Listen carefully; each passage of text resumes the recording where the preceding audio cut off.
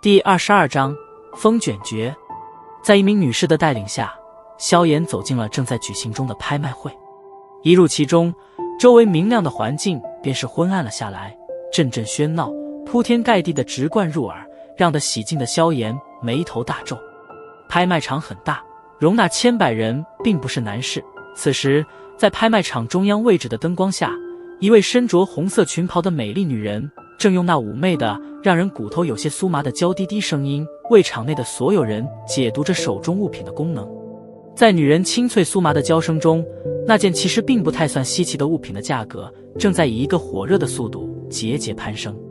寻了一个偏僻的位置，萧炎安静地坐了下来，目光扫过场中的那位美丽女人，以他的眼力自然能够看出这场中的大多人都是为了她而来。